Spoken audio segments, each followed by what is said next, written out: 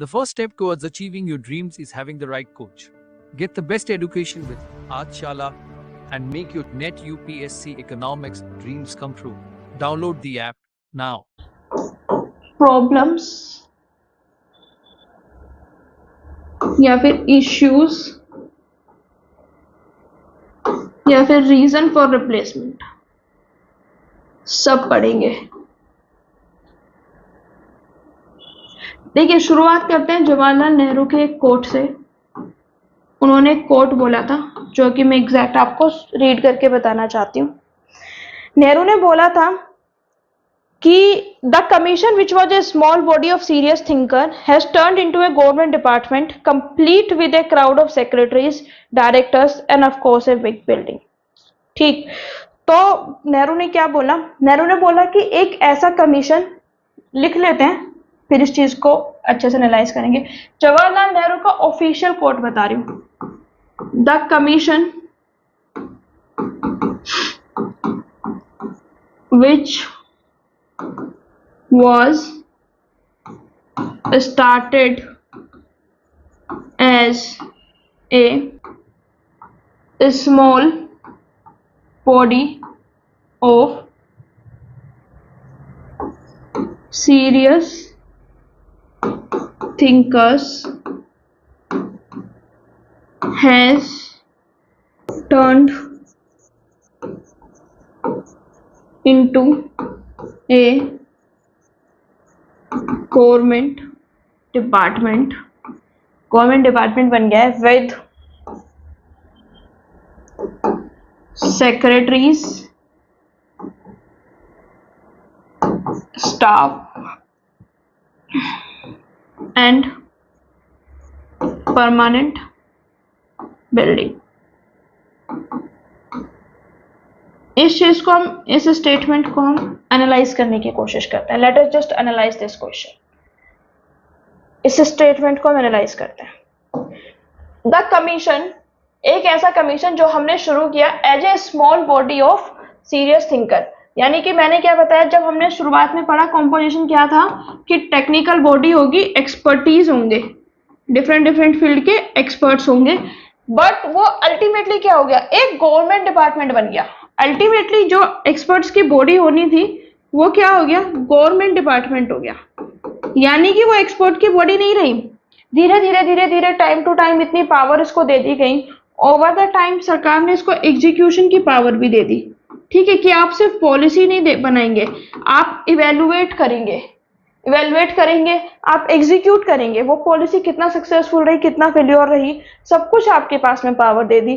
तो ये जो है एक गवर्नमेंट डिपार्टमेंट बन गया विद सेक्रेटरीज, जिसका अपना खुद का एक सेक्रेटरियाट है, योजना भवन, उसका अपना स्टाफ है और ऑफकोर्स एक परमानेंट बिल्डिंग है। अब देखिए, जब भी कोई गवर्नमेंट डिपार्टमेंट बनता है, लोग क्या कहते हैं, आपने सुना ही होगा गवर्नमेंट डिपार्टमेंट के बारे में लोग क्या कहते हैं। गवर्नमेंट डिपार्टमेंट के बारे में लोग कहते हैं अरे यार बहुत स्लो काम होता है, ठीक, एफिशिएंसी नहीं है। तो जब कोई भी गवर्नमेंट डिपार्टमेंट बनेगा तो उसमें प्रॉब्लम क्या आएगी?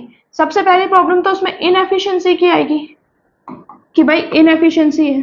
गवर्नमेंट डिपार्टमेंट बनने से क्या मतलब है कि उसका क्या कैरेक्टर हो गया, ब्यूरोक्रेटिक कैरेक्टर हो गया।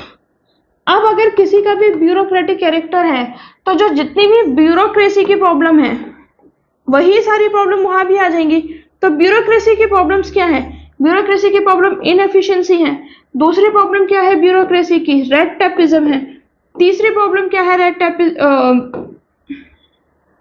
करप्शन। डिलेइंग फंड्स,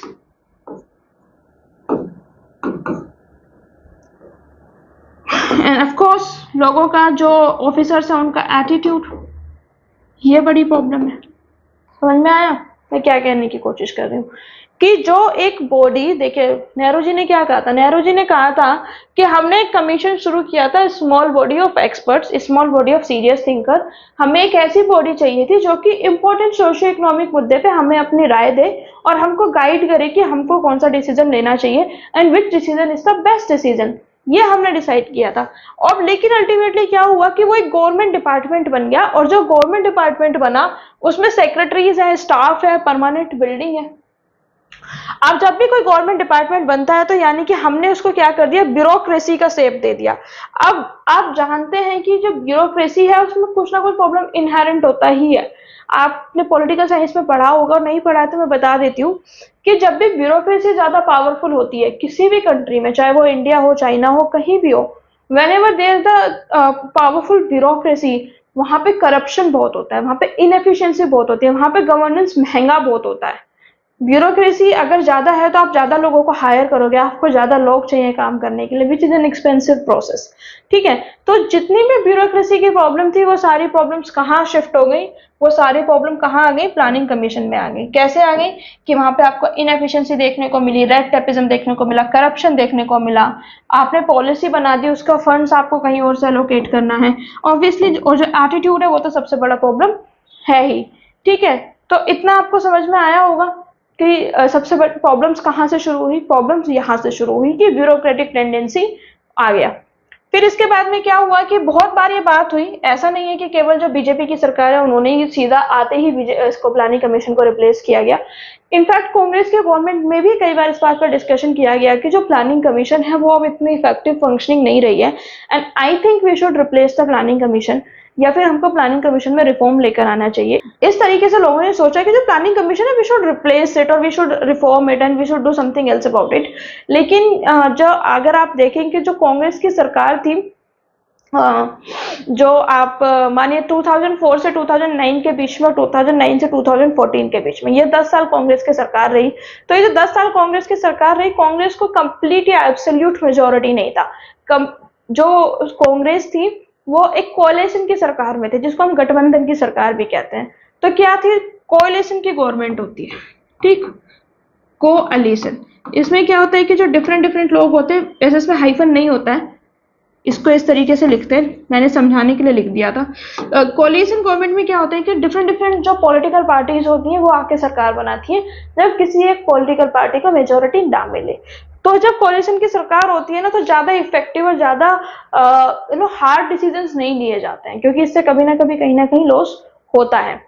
तो जब लेट्स से कांग्रेस की सरकार थी और प्लानिंग कमीशन को रिप्लेस करने की बात हुई, फॉर एग्जांपल अगर बिहार की गवर्नमेंट नहीं चाहती कि प्लानिंग कमीशन रिप्लेस हो, तो वो नहीं करेंगे, तो वो सपोर्ट नहीं करेंगे सरकार को। वो सरकार को कहेंगे कि हम नो कॉन्फिडेंस मोशन लेके आएंगे, हम आपकी सरकार गिरा देंगे। तो रिफॉर्म की जरूरत बहुत पहले से थी, इस चीज को कांग्रेस सरकार ने भी एक्नॉलेज किया, बट इतने ज्यादा रिफॉर्म उस टाइम पर नहीं किए गए। रिफॉर्म ज्यादा कब किए गए, रिफॉर्म ज्यादा किए गए, रिफॉर्म के ऊपर बात कब शुरू की गई, रिफॉर्म की बात शुरू की गई 2014 में, जब नीति आयोग आया तो सरकार ने बोला कि अब हम, सॉरी 2014 में जब मोदी सरकार आई तो मोदी जी ने बोला कि हमें एक रिपोर्ट दो, किसमें, इसकी जो फंक्शनिंग है वो कितनी इफेक्टिव है, और अगर इसकी फंक्शनिंग इफेक्टिव है भी या नहीं, दोनों ही चीजें हमको बताओ कि whether it is an effective functioning और it is not an effective functioning. तो प्लानिंग कमीशन का ही एक बोल सकते हैं इसका ब्रेन चाइल्ड था, ब्रेन चाइल्ड बोल सकते हैं, या ये बोल सकते हैं कि प्लानिंग कमीशन का एक कंपोनेंट था which was like independent evaluation office।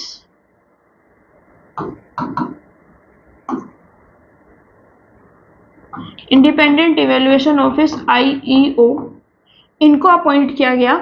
वो पहले से ही एग्जिस्टिंग था, लेकिन इनको एक पर्टिकुलर काम के लिए कहा गया कि आप हमको रिपोर्ट दीजिए कि प्लानिंग कमीशन कितना इफेक्टिव है, प्लानिंग कमीशन का अगर रिफॉर्म करना चाहिए तो क्यों करना चाहिए, और अगर रिफॉर्म नहीं करना चाहिए तो क्यों नहीं करना चाहिए। ये सब चीजें हमको बताइए, प्लानिंग कमीशन में जो भी रिपोर्ट्स हैं, we just let us know about those things. ठीक है, अब जब इंडिपेंडेंट इवेल्युएशन ऑफिस, अब हम थोड़ी सी डिटेल में पढ़ते हैं IEO की रिपोर्ट। जब IEO की रिपोर्ट आई तो व्हाट डिड दे से, और क्या हुआ IEO की रिपोर्ट से, वो हम समझने की कोशिश करते हैं। तो उन्होंने बोला कि जो प्लानिंग कमीशन बना था वो बना था 1950 में। उस टाइम पे जब इंडिया में प्लानिंग कमीशन बना तो उस टाइम में इंडिया के पास यूनिक चैलेंजेस थे। जब हमने प्लानिंग पढ़ी थी, 5 ईयर प्लान पढ़े थे, तो उसमें भी पढ़े थे यूनिक चैलेंजेस कैसे थे कि हमारे पास रिफ्यूजी बहुत ज्यादा आ रहे थे, तभी के तभी पार्टीशन हुआ है, और उसके बाद में उस टाइम पे पॉवर्टी बहुत ज्यादा है, उस टाइम पे पॉवर्टी बहुत ज्यादा है, पॉवर्टी ज्यादा है, इलिटरेसी ज्यादा है, हेल्थ इतनी अच्छी नहीं है लोगों की। ठीक, तो 1950 में बहुत ज्यादा यूनिक चैलेंजेस दिए गए। यूनिक चैलेंजेस किस तरीके से दिए गए कि आपको रिफ्यूजीज थे, पार्टीशन था, पॉवर्टी थी, इलिटरेसी थी, हेल्थ थी। तो उस टाइम पे हम क्या चाहते थे, उस टाइम की नीड के लिए एक वर्ड दिया गया था इस डॉक्यूमेंट में कि नेसेंट इकोनॉमी। इकोनॉमी क्या है अभी, नेसेंट है। नेसेंट इकोनॉमी का क्या मतलब है कि इनिशियल स्टेज में अभी हमारी इकोनॉमी है। या नेसेंट क्या होता है कि जो अभी अभी बस पैदा हुआ हो या जो इनिशियल स्टेज में हो। तो इनिशियल स्टेज में हमारी इकोनॉमी है और ऐसे टाइम पे हमको एक ऐसे स्ट्रॉन्ग बॉडी की जरूरत थी, ऐसी बॉडी की जरूरत थी जो अपने डिसीजन या जो अपने प्लानिंग है वो स्टेट पे कहीं ना कहीं इम्पोज कर पाए। ठीक, और अगर आपने इंडिपेंडेंट हिस्ट्री पढ़ी है या फिर 1947 के बाद की हिस्ट्री पढ़ी है तो आपको पता है कि उस टाइम में सेक्शनिस्ट टेंडेंसीज बहुत ज्यादा थी। इसका क्या मतलब है कि जो डिफरेंट डिफरेंट स्टेट थे वो इंडिया में नहीं मिलना चाहते थे, वो इंडिया से अलग होना चाहते थे। जैसे कि आप हैदराबाद की बात कीजिए, इसके बाद में जो नॉर्थ ईस्ट के स्टेट्स थे उसमें भी कुछ स्टेट्स अलग होना चाहते थे, गोवा इंडिया का पार्ट नहीं था। ऐसी बहुत सारी टेरिटरीज थी जो इंडिया में नहीं मिलना चाहती थी। तो सरदार वल्लभ भाई पटेल ने क्या किया था, पोस्ट इंडिपेंडेंट एक इंटीग्रेशन किया था डिफरेंट स्टेट्स का। तो उस टाइम पे हमें जरूरत थी कि एक बहुत स्ट्रॉन्ग सेंट्रल प्लानिंग बॉडी हो, क्योंकि जब तक एक सेंट्रलाइजिंग टेंडेंसी नहीं होती है तब तक एक डेवलपमेंट का फ्रेमवर्क सेट नहीं हो पाता है। तो उस टाइम की रिक्वायरमेंट यही थी कि एक स्ट्रॉन्ग पावरफुल बॉडी जो है उसको हम बनाए, जो कि स्ट्रॉन्ग पावरफुल बॉडी जो है डेवलपमेंट का एजेंडा लेकर आए। और जो भी कोई स्ट्रॉन्ग पावरफुल बॉडी सेंटर में बैठती है तो वो टॉप डाउन अप्रोच को फॉलो करती है। मैंने पहले भी बताया है कि टॉप डाउन अप्रोच क्या होता है कि जहां पे सेंट्रल गवर्नमेंट जो है वो बताती है स्टेट को कि आपको क्या करना है विदाउट टेकिंग एनी स्टेप। यानी कि ये जो रिलेशन होता है ये यूनिडायरेक्शनल रिलेशन होता है। ठीक, इस रिलेशन में क्या होता है कि जो सेंट्रल गवर्नमेंट होती है वो स्टेट गवर्नमेंट को बताती है कि आपको ये करना है। स्टेट गवर्नमेंट से कोई भी इनपुट जो है वो नहीं लिए जाते हैं। यानी कि ये मानिए मेरी कोई छोटी बहन है और मैं उसको बताऊं कि तुम्हें ये करना है, यानी कि तुम्हें 12th के बाद में बीएससी करनी है या फिर बीटेक करना है, ये मैं डिसाइड करूं और मैं उससे ना पूछूं कि तुम्हारा क्या इंटरेस्ट है। इसी तरीके से उस टाइम पे जब था। अब देखिए, अगर मुझे ये पता है कि मेरी जो बहन है या जो मेरा जो भाई है वो थोड़ा सा मेंटली अनस्टेबल है या थोड़ा सा उसको मेच्योरिटी नहीं है, इस चीजों की समझ नहीं है, तो मैं क्या करूंगी, मैं काइंड ऑफ अपना डिसीजन भी उस पर थोपने की कोशिश करूंगी। सेम चीज यहाँ पर हुई कि जो इंडियन इकोनॉमी है ना वो बहुत ज्यादा बिगिनिंग फेज में है, बहुत ज्यादा इनिशियल स्टेज में है।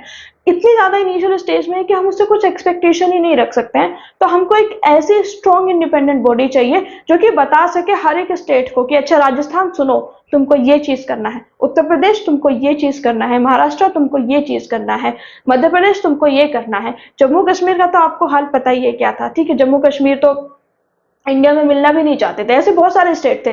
तो जम्मू कश्मीर में क्या करना है, तो हम जाके अपना बताएंगे कि जम्मू जेएनके में ये करना है, गोवा में ये पॉलिसी आनी है, केरला में ये पॉलिसी आनी है। क्योंकि अगर at the time of independence हम सारे स्टेट्स की सुनते तो स्टेट्स में आपस में इतनी लड़ाई हो जाती कि वो एक डिफरेंट पॉलिटिक क्रिएट हो जाती। यानी कि ऐसा भी हो सकता है कि 2-3 स्टेट मिलके कंट्री बना लेते अलग, जैसे कि साउथ इंडियन है, साउथ इंडियन स्टेट्स मिलके मे बी कंट्री बना लेते। तो दैट इज वाई इसका जो रीजन था वो बहुत ज्यादा पॉलिटी रीजन भी था। मैं कह रही हूँ पॉलिटिकल नहीं, पॉलिटी। यानी कि उस टाइम पे हमारा फेडरल स्ट्रक्चर की रिक्वायरमेंट ही ये थी कि एक स्ट्रॉन्ग सेंट्रल बॉडी बनाई जाए, ठीक, जो कि टॉप डाउन अप्रोच को फॉलो करे। लेकिन अभी फिर उसके बाद में इस रिपोर्ट ने क्या बोला, इस रिपोर्ट ने बोला बट ओवर टाइम क्या हुआ है सर कि जो ओवर टाइम ये जो आपका सेंट्रलाइजेशन है, ये जो टॉप डाउन अप्रोच है, ये हिंड्रेंस बन गया है। यानी कि ये अब रुकावट बन गया है। ठीक, हिंड्रेंस बन गया है, यानी कि ये क्या हो गया है, ये रुकावट बन गया है। यानी कि जिस इंस्टीट्यूशन को हमने इसीलिए रखा था कि तुम सोशल एंड इकोनॉमिक डेवलपमेंट लेकर आओगे, अब हिंड्रेंस हो गया है। क्यों हो गया हिंड्रेंस? क्योंकि सर जिस टाइम पे हमने प्लानिंग कमीशन को स्टैब्लिश किया था ना, उस टाइम पे हमारी डेमोग्राफी अलग तरीके की थी, उस टाइम पे हमारी पॉलिटी अलग तरीके की थी। अब अगर हम बात करें 50 साल बाद, ठीक, या फिर 60 साल बाद। अब क्या है, हमारी जो डेमोक्रेसी है, अब देखिए क्या क्या चेंजेस आ गए हैं। हमारी जो डेमोक्रेसी है वो एक मैच्योर डेमोक्रेसी हो गई है। ठीक, मैच्योर डेमोक्रेसी हो गई है। सारे स्टेट जो है वो प्रॉपरली इंटीग्रेट कर गए हैं। स्टेट के पास अपना खुद का अच्छा खासा फाइनेंस आ गया है। ठीक, स्टेट, कुछ स्टेट तो सेल्फ सस्टेनिंग हो गए हैं। इसके बाद में एजुकेशन काफी हद तक आ गई है लोगों में, डेवलपमेंट हो गया है। ठीक, हेल्थ आ गई है, और जितने भी मेजर पैरामीटर्स थे वो सारे पैरामीटर्स अगर आप देखें तो पिछले 50-60 साल में चेंज हो गए हैं। उस टाइम पे हमको जरूरत थी कि सेंटर हमको बताए कि आपको क्या करना है, लेकिन आज ऐसा टाइम हो गया है कि हम टॉप डाउन अप्रोच पे नहीं, क्योंकि स्टेट की भी अब अपनी कुछ प्रॉब्लम्स है, स्टेट के पास भी अब अपने कुछ फीडबैक है। तो बहुत ज्यादा इंपॉर्टेंट है कि अब सेंटर भी सुने, यानी कि ये जो सेंट्रलाइजेशन है इसको थोड़ा सा लूज किया जाए, और जो स्टेट है उनको भी प्लानिंग प्रोसेस में रोल दिया जाए। तो ओवर द टाइम, जो कि अब देखिए सरकार ने ये बोल दिया कि उत्तर प्रदेश में ये करना है, लेकिन ग्राउंड रियलिटीज तो उत्तर प्रदेश की सरकार जानती है ना।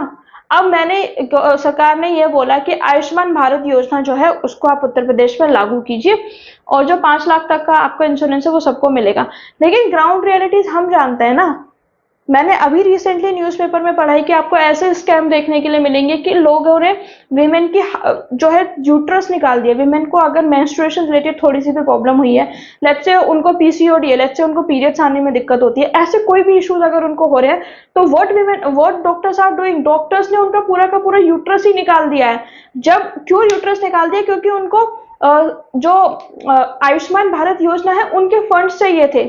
उन्होंने उनको बताया कि ये जो विमेन थी, इन सारी वुमेन को ये इश्यूज थे, और इसकी वजह से हमने इनका यूट्रस निकाल दीजिए, आप अब हमारा फंड दे दीजिए। और आप जानते हैं कि जब आप सरकार से फंड मांगते हैं तो एक का खर्चा आप 100 में बताते हैं। तो केवल प्राइवेट हॉस्पिटल्स ने अपना फंड्स निकालने के लिए जो विमेन है उनका यूट्रस ही निकाल दिया। ट्रस्ट मी, मैंने न्यूज़पेपर में पढ़ा है।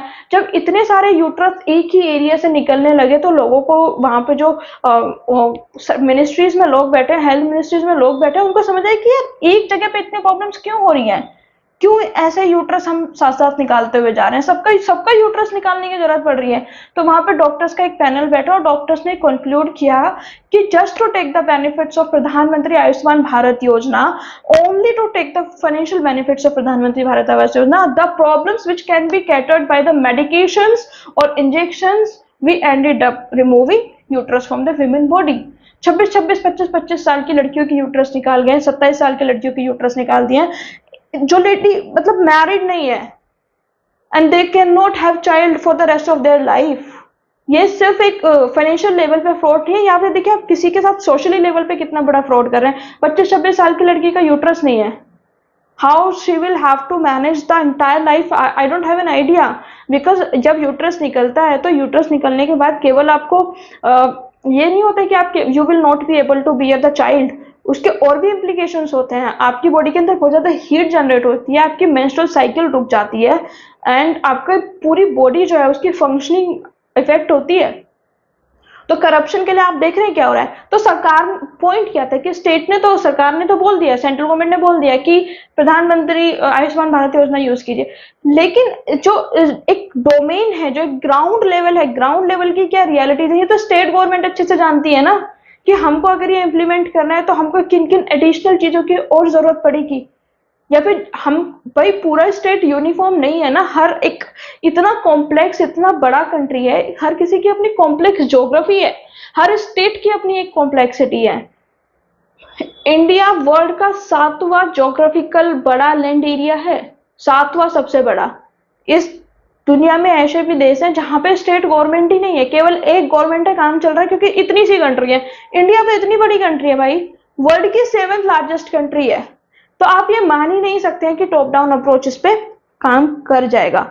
तो एक वक्त पे टॉप डाउन अप्रोच ने काम किया, क्योंकि उस टाइम पे हमको बहुत ज्यादा पावरफुल और फोर्सफुल होने की जरूरत थी।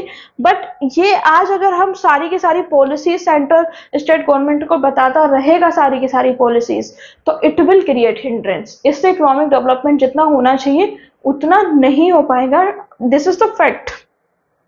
ठीक, इसके बाद में इन्होंने बोला कि पॉसिबल नहीं है कि इतनी बड़ी बॉडी को रिफॉर्म किया जाए, पॉसिबल ही नहीं है कि हम इतनी बड़ी बॉडी को रिफॉर्म कर दें।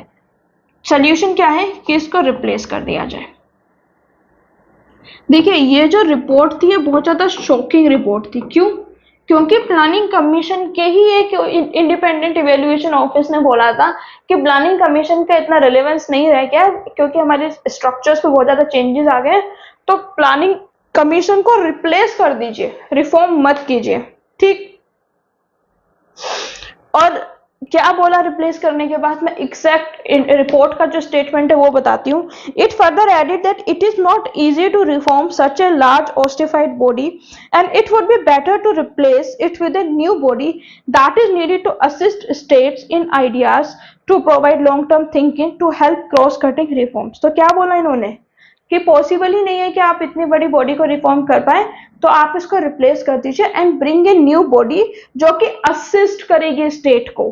आप देख रहे हैं पहले क्या था? पहले था कि आप स्टेट को बताएंगे कि आपको करना क्या है, अब क्या कह रही है कि असिस्ट कर सके।